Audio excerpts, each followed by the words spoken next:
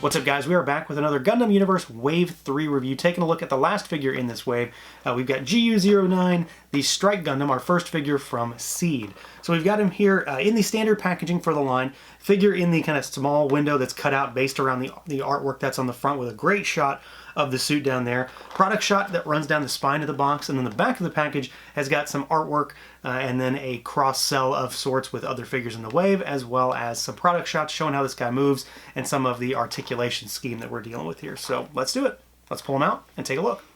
And here he is out of the package, our Strike Gundam from Gundam Seed. And this guy was provided for the purposes of review by Bluefin. And I think we've got kind of an interesting figure here because I know that there are some differences between when he was originally revealed versus what we're actually getting, because he had one of the strike packs on him in the original.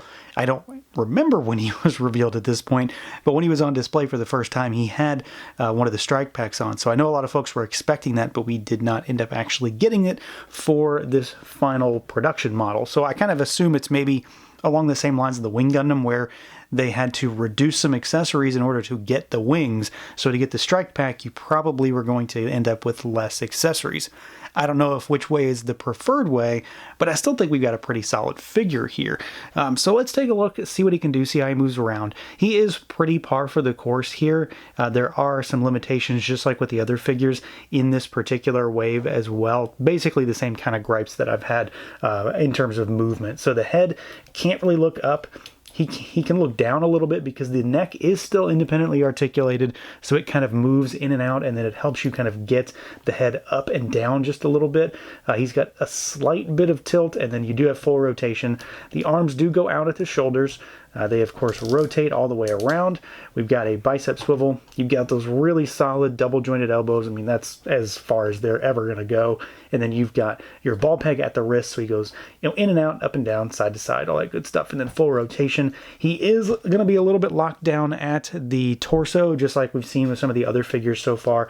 He goes backwards really good, and he goes forwards a little bit, and then there's a little bit of tilt side to side, but rotation is really limited. It's just this, because he hits these inner pieces here, and then you have this piece on the back that immediately hits when you start to twist him. So it's just going to get in the way. The design itself does not really allow for him to move all that well when it comes to twisting at the hips, the torso, the waist, whatever you want to call it. Legs go out pretty far. You do have the flaps on the waist area that go in and out, and they hinge to allow for movement. And then you can kick forward, and then you can kick backwards. There is no true thigh cut on this guy. It's just the ball peg, so you can twist up there at the ball peg, but it's not a full thigh cut. The knees, they go back about that far.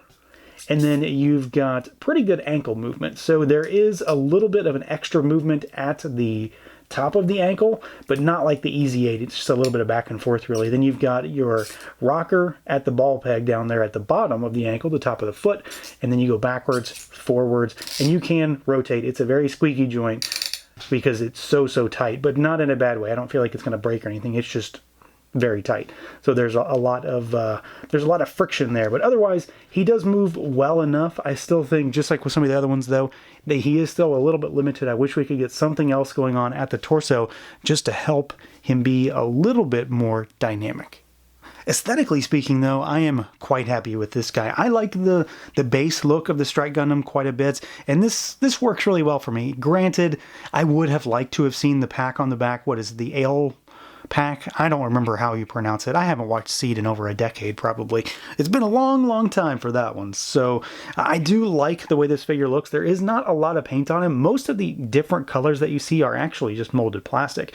Even some of the areas like the knees here, like this is a separate piece. It's not actually painted. So there's not tons of paint, which again goes along the lines of how they feel very model kitty almost, and gives you that very model kit feel when it comes to how the colors pop and how they look compared to each other, because there's no real issue when it comes to discoloration or paint bleeding or any kind of splotches here and there.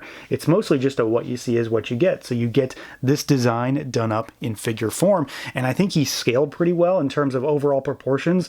He's not too big from the hips down. You know, Gundams tend to be a little bit beefier a lot of times when it comes to the legs and the hips, and he doesn't really have that issue. Sure, he is a little bit bigger, but it's not disproportionately so. The torso looks really good with that red and the blue and the kind of gunmetal gray in there as far as the delineation of colors. It looks really nice, and just the overall design I think translated really well into figure form. He is still quite unique across this particular line so far. So, you know, we don't have a huge cross section of Gundams yet, but this guy does fill a specific void as far as maybe a little bit of a sleeker model that is not necessarily something as old as the RX-78.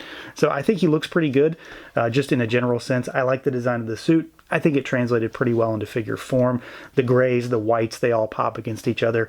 And then the head sculpt on him is really well done. It's very striking, no pun intended, with the gray accents, the red, and then you've got the little bit of metallic gold on top of the head there, which I think is a big kind of selling factor here because it just pops against the rest of the figure, and it's really crisp and clean. Again, it's one of those instances where when colors are a little bit different, they just tend to strike really well. Again, no pun intended. So everything from the head, from the neck up, really works really well for me. I think they did a good job in terms of colors, in terms of paint, where it is applied, and the sculpt sizing that head works nicely. Now, as far as accessories goes, this guy is pretty decently kitted out. He doesn't have everything that this mobile suit could come with. You know, obviously, I'm not talking about the strike packs or anything like that, because that'd be a whole other thing.